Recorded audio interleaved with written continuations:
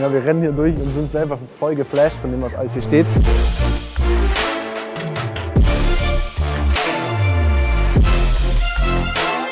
Was geht ab, liebe Leute? Herzlich willkommen zu einem neuen Video und wir sind unterwegs in München, um euch heute etwas ganz Neues zu zeigen, was, glaube ich, jedes Autofanherz höher schlagen lässt, Leute. Wir sind bei der nagelneuen Motor World in München. Das ist ein Projekt, das über viele Jahre, ich glaube über 10 fast jetzt, ging um ein altes Gebäude, was früher mal der Reichsbahn gehört hat, jetzt zu diesem zu dieser Erlebniswelt umzubauen.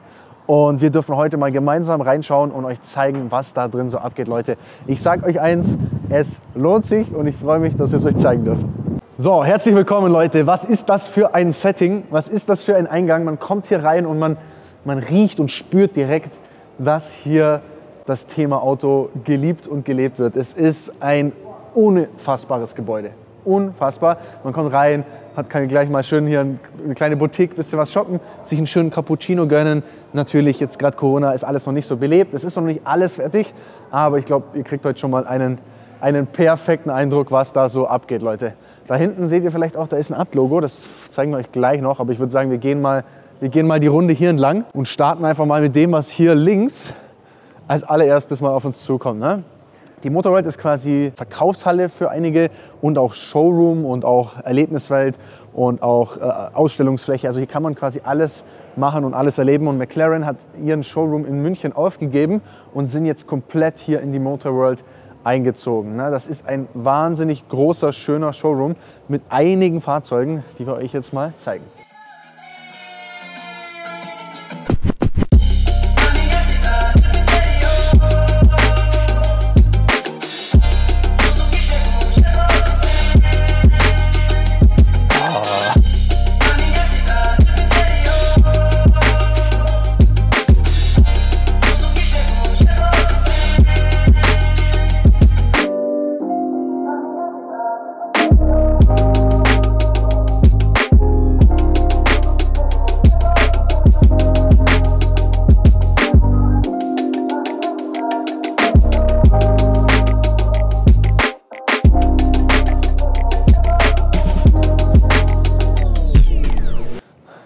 Leute, erstmal das krasseste Auto, was hier bei McLaren steht, einfach ein P1. Ein P1, hier steht verkauft, 1,3 Millionen. Ja, das Ding ist weg, das geht bald wieder weg, aber jetzt gerade ist es noch da.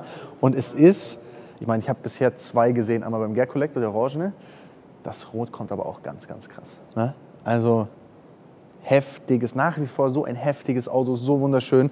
Und ich finde es echt mega, wie viel man hier bei McLaren sieht. Ne? Also oft sind ja Showrooms sehr spärlich oder so ein Händler hat mal 1, 2 Dinger da, aber die fahren hier eigentlich wirklich alles auf, was es gibt, in einem sehr geilen Ambiente. Ne? 600 LT, 620 R haben wir hier gehabt, den McLaren GT. Ich muss ehrlich sagen, jetzt, nachdem ich ja so ein bisschen die ganze Bandbreite gesehen habe, der GT, der gehört eigentlich irgendwie, der passt irgendwie nicht rein. Das ist irgendwie so ein Ausrutscher, ich weiß nicht, was da passiert ist. 27S, schwarz, so wie man ja beim Drag Race schon gefahren sind. Und dann, Leute, und jetzt knallt's aber mal ganz anders. Welchen nehmen wir? Blau oder rot? Nehmen wir einfach blau, komm. Senna GTR. Und nicht einer, sondern einfach 2. Und das ist einfach... Kommst du klar, jedes Mal wieder, wenn man davor steht, denkt man, das ist so eine richtige Reizüberflutung. Am Anfang der P1, hier hinten stehen einfach 2 GTRs. Also komplett insane einfach, oder? Gib es dir, was das für ein Bild ist. Schau mal hier, einfach Diffusor-Party. Willkommen. Wie krank, du siehst so klein aus gerade. Du siehst so klein aus. Ey. Ah, Leute, ich chill jetzt hier einfach ein bisschen mit meinen 2 Homies. Senna GTR 1, Senna GTR 2. Ganz normaler Freitag. Welchen würdest du nehmen, wenn du einen jetzt wegfahren könntest? Ich überlege gerade, die haben tatsächlich beide die gleiche Farbe. Ich glaube, der hat einfach nur eine Folie mit drauf, oder? Ja. Ich meine generell auch, jetzt abgesehen vom GTR. Generell hier drin P1. Ja, ne? Ja, P1, schau mal. P1 ist krank, das Heck auch. Hier davor kommst. Komm, wir gehen mal hier hin. Und jetzt machst du so wie ich jetzt hier mache, so. Ne? So machst du es mit der Kamera, so. Einfach so hervorspitzeln, zu P1 rüberspitzeln. Oh. Oh. Wie so ein perverser Spanner einfach, aber es ist auch einfach geil. Also wirklich, Leute, wenn das alles hier mal komplett offen ist, aktuell ist es ja noch geschlossen, beziehungsweise man kann schon in die Halle rein. Aber hier rein kann man jetzt nur mit Termin und mit Corona-Test und weiß ich nicht. Also wir haben uns gerade schon wieder Stäbchen hier reingeschallert. Oder man gönnt sich da hinten ein Hotelzimmer und dann kann man von da aus hier rüber gucken. Eben, wir gehen mal raus, wir zeigen euch das jetzt mal. Kommt mal mit. Das ist ein babyblauer 765 LTE, habe ich hier gerade erkannt. Per Adlerauge. Mit meinem Adlerauge. Den wollten die mir natürlich schon wieder andrehen, meine McLaren. Ne? Liebe Grüße. Wir nähern uns an. Es kommt schon, aber ich kann nicht lauter verrückte Sachen auf einmal machen. Deswegen geben wir dem noch eine Woche. Deswegen gib mir noch eine Woche. Nein, also wirklich, man kann nur gratulieren. Es ist ein geiler Showroom. Es ist mega. Ihr seht es, hier draußen stehen auch noch Autos. Also das nimmt kein Ende. Und das hier oben ist das, was Jens gerade angesprochen hat. Das ist einfach ein Hotel. Also es ist so ein Erlebniswelt. Wirklich, du kannst einfach hier pennen. Das ist dann hier dein Zimmer. Du machst irgendwie, stehst in der Früh auf, machst auf und siehst einfach ein McLaren-Showroom vor dir. So, ne? Man muss natürlich schon Autofreak sein, Autoliebhaber. Aber für genau das ist das ja hier gemacht worden. Ne? So, wer dann wirklich sich einen McLaren kauft, der kann dann hier auch noch reinbringen und quasi zum Service bringen. Also hier ist auch noch die Werkstatt direkt mit dran. Da steht auch ein 765 LT in lila, der knallt auch anders böse. Also ich glaube, wer McLaren-Fan ist, viel mehr kriegst du nicht auf einmal. Das ist schon Next Level Shit hier. So, dann gibt es noch ein paar kleinere Boutiquen. Hey, guck mal, was steht hier für einer? Den kennen wir doch. Gleich mal einen Kratzer reinmachen. Ja. Alles klar, du Süßer. So, dann kann man hier auch noch sein Auto quasi abstellen. Ne? Du kannst jetzt quasi sagen, ey, ich habe irgendwie ein Auto, aber nicht genug Platz. Kannst du es hier parken lassen. Ist einmal geschützter Raum, der überwacht wird, wo dein Auto sicher ist. Und gleichzeitig auch noch eine Ausstellung für andere, die das sehen können. Also das Konzept ist schon echt genial. BMW hat hier noch das Studio. Steht gar nicht so viel drin. Also auch einfach wie so eine kleine BMW-Erlebniswelt. Dann auch noch ein bisschen Ferrari hier vertreten.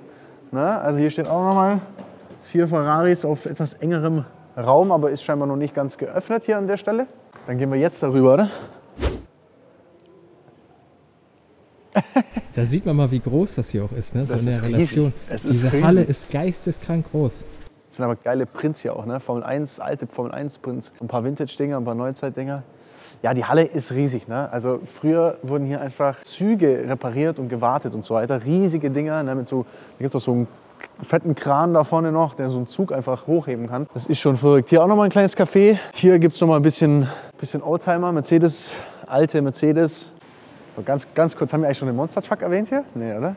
Es ist so viel hier, dass wir selbst den Monster Truck nicht erwähnt haben. Es ist doch echt schwer, alles jetzt hier so reinzupacken. Ja, wir rennen hier durch und sind selber voll geflasht von dem, was alles hier steht. Aber jetzt kommen wir zu einem Showroom, der vor allem für uns auch von Bedeutung ist, nämlich von der More Group. Das ist ein Partner von uns hier in München. Das erkennt ihr daran, dass da unser Logo hängt, was sich sehr schön macht, hier so geil beleuchtet. Ich finde es richtig geil. Da hängen auch noch andere, Zenvo, Ruf, Xbo. Dann haben wir hier noch einen Brabus, Manhart ist noch mit drauf, Packard, also eigentlich so die bekannten großen Tuner. Und die sind alle hier für euch in einem Showroom gebündelt. Und da gehen wir jetzt mal rein und lassen uns mal von den Jungs, die das machen, zeigen und erklären, was sie da Schönes auf die Beine gestellt haben.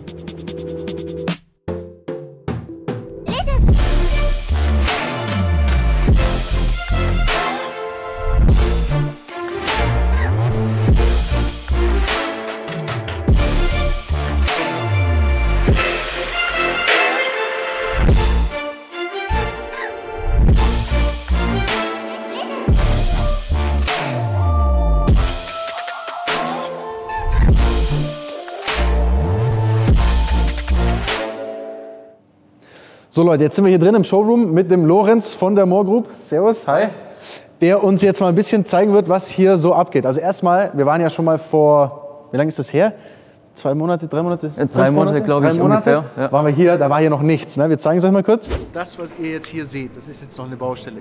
Aber das wird mal ein geiler Showroom. Da stehen dann auch unsere Fahrzeuge. So hat es damals ausgesehen. Und jetzt ist es echt ich würde fast sagen, ein Autoparadies. Ne? Also es ist unfassbar geil. Respekt für den Laden, den ihr hier hochgezogen habt.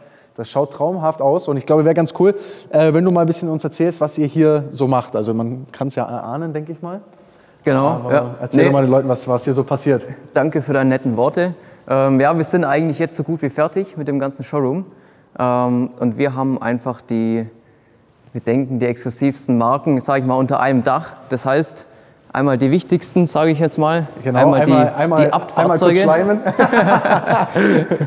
Nein, hast ja recht. Genau. Genau, wir haben immer eine gute Auswahl an Abfahrzeugen da. Dann geht es hier weiter in den Tech-Art-Bereich. Haben wir einmal das größte Modell von Techart momentan da. Der kommt schon sehr wild, ne? Du hast vorhin schon mal erzählt, welche Nummer ist das? Also es gibt nur 10 Stück von denen, ne? Das ist die Nummer 7 von 10. Nummer 7 von genau. 10. Also wer ein limitiertes Fahrzeug haben wir, Leute. Und ich muss echt sagen, der ist auf Basis Turbo S. Der gefällt mir sehr gut. Also die optischen Veränderungen, finde ich, haben die sehr gut gemacht. Das schaut sehr stimmig aus. Sehr cool. Auch von der Leistung her nicht so übertrieben. Also es hält auch. Oh, hat er nicht gesagt. Ja. Grüße gehen raus an der Stelle. Nee, echt cooles Fahrzeug. Genau, dann ein bisschen der Gegenpart. Cayenne Coupé von Techart. Ist auch eine verrückte verhedelt. Farbe, ne? Ist genauso auch im Interieur. Ja. Also gerade die kleinen Details, alles in Orange lackiert, aber ist, denke ich mal, sehr, sehr stimmig. Man sieht auch da hinten schon etwas schimmern, Leute. Das ist völlig gaga. Zeigen wir euch gleich im Anschluss. Jetzt laufen wir erstmal noch ein bisschen weiter hier durch den Showroom durch. Recaro habt ihr ja auch, sieht man, ne? Das ist auch wie so ein eigener, ist es jetzt so ein eigener Sitz-Showroom, kann man sagen. Also man kann jetzt da reingehen und sich, können wir mal reingehen? Ja, gerne. Ja, ja, so kann man es eigentlich sagen. Also weltweit der erste Recaro Flagship Store. Ist das? Genau. Ach krass. Weltweit der allererste. Ey, können wir so ein Ding mitnehmen? Kriegen wir einen Rabatt, wenn wir so einen Tisch wollen? Ja, ihr kriegt immer Rabatt. Ist auch beledert, der Ja, Tisch? checkst du das, Ach, Mann? was? Checkst du das? Schön mit den Händen drauf reiben, ey. Entschuldigung. Richtig cool. Ja, also grundsätzlich ist es einmal der Meetingraum und wir haben eben außenrum die Sitzbeispiele. Das heißt, der Kunde kann kommen, sich reinsetzen und dann können wir ihm das Produkt verkaufen. Echt geil. Also heißt, kann ich mich jetzt so einfach hier reinsetzen in so ein Ding? Oder Ja, genau. Ja, aber der ist ja ein bisschen hoch hier. ja da also musst dich ein bisschen anstrengen oder den nimmst du niedrigen. Aber ist der fest? Ja, der ist fest. Also da kann nichts passieren, ne? Nee. So, also pass auf. Achso, kann ich mich ja hier abstützen. Einmal Probesitz. Oh. Ja, ist gut, ey. Guter Sitz. Okay, ich habe mir jetzt auch die Oma-Variante rausgesucht, die weiche. Die war da gesagt, na, das ist eigentlich das, was ich brauche. Genau, wir haben ja den ganz neuen, den Podium. Der ist krass. Den wollte ich damals für den One of One wollten wir den eigentlich mit reinmachen. Da gab es noch nicht. Haben wir dann aber nicht hinbekommen, dass das, weil irgendwie das sich verzögert hat, glaube ich, dass der rauskam. Muss ich jetzt mal checken. Geil. Also man glaubt, super breit darf man, glaube ich, nicht sein. So, aber das ist halt genau meins. Ne? Also sowas liebe ich. Auch die Optik von dem Sitz ist schon echt sehr vor allem auch mit dem Rot noch. Also ja, sehr schön. Das ist halt Racing. Ne? Ja. Hätte One of One schon gut gestanden. Ne? Aber was willst du machen? Gut, schauen wir weiter. Wunderbar. Ich habe Polizei auch noch am Start. Auch ein bekanntes Fahrzeug. Auch ein bekanntes Fahrzeug, genau. Genau, kommen hier in einen Bereich, wo wir ganz besondere Fahrzeuge haben. Hier zum Beispiel den 1.2 Speedster. Kennst du noch, Dani? Das weiß eigentlich niemand, ne? Das haben wir für die ganz Schlauen unter euch. Wir haben den schon mal auf dem Channel gezeigt. Hat, glaube ich, so wenig Klicks wie kein anderes Video bekommen. Wir waren total enttäuscht, weil wir dachten, ey, das ist der Hammer.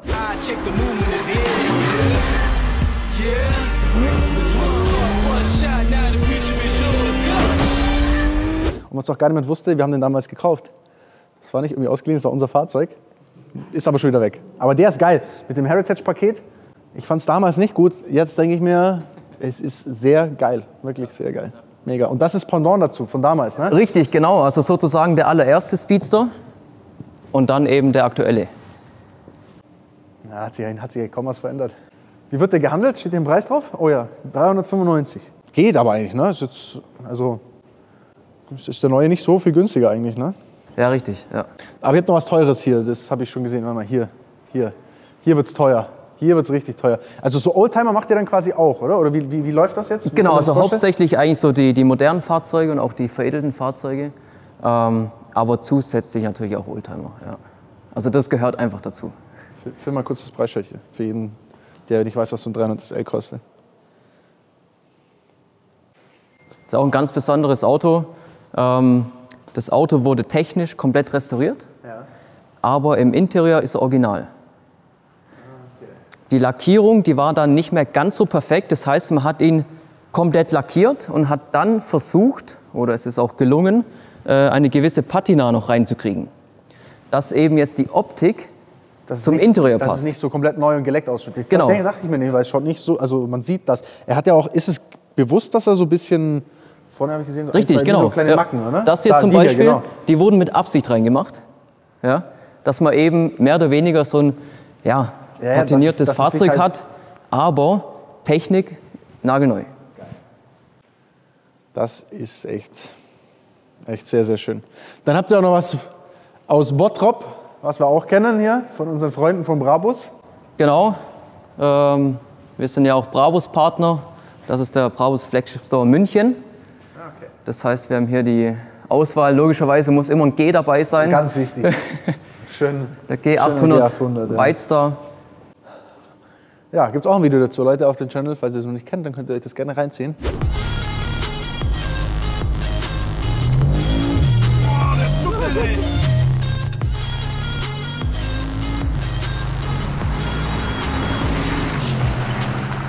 Bin ich auch schon gefahren. Ist sehr böse auf jeden Fall. Macht auf jeden Fall was her, ja. Ja. Macht auf jeden Fall was her. Da oben steht ein Boot. Komm mal schnell, wir zeigen das mal schnell von hier. Das gehört auch noch dazu, ne? Das ist ein Brabus-Boot. Richtig, genau. Also wir sind auch der erste Partner oder der einzige Partner, der die Brabus-Fahrzeuge hat, aber auch ein Brabus-Boot. Ja? Das heißt, wir haben jetzt hier oben, das ist das größte Boot, Shadow 900, mit der geschlossenen Kabine. Man sieht vielleicht hier auf dem Boden, das ist auch jetzt, sage ich mal, unsere Brücke zwischen dem Auto und dem Boot. Ja. Ich glaube, es gibt auch einfach nicht so viele, die den Platz haben, um einfach sich mal so ein Boot so in den Laden zu stellen. Das ist halt schon das Geile hier, ne? Dass man einfach die Möglichkeit hat. Vor allem die allererste Frage ist immer, wie kam das Boot denn da hoch? Wie kam es noch? Im Kran. Okay. Aber es war ziemlich heikel und ich glaube, es kommt ganz gut an. Ja, ja, das ist geil. Mega. Echt wunderschön. Da hinten ist noch Mannhardt, habt ihr auch noch hier am Start? Richtig, genau. Mannhardt aus Wuppertal. Passt, glaube ich, ganz gut. Die Jungs von Mannhardt haben sich auf die BMW-Fahrzeuge spezialisiert. Ja. Und wir sind ja hier in München, von dem her ist es ja ideal. Ja, das stimmt. Das stimmt. Jetzt haben wir hier zum Beispiel den MH2 von Mannhardt mit 500 PS. Geil. Sehr, sehr schön. Also wirklich Gratulation zu diesem Showroom. Wenn das hier mal offen ist, kann dann jeder hier auch einfach reinkommen, sich das anschauen? Genau, ja. Genau. Also jetzt geht es natürlich schon mit Termin, entsprechend den aktuellen Regeln. Ja. Aber wenn wir das Ganze mal los sind, dann darf natürlich jeder kommen, jederzeit. Und nichts kaputt machen, ne? Ich sag's euch.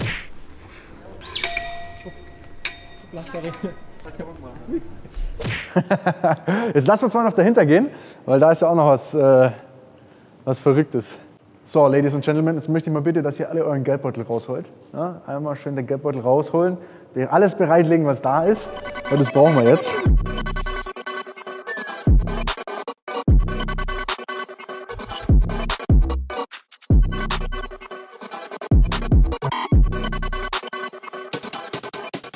So, herzlich willkommen.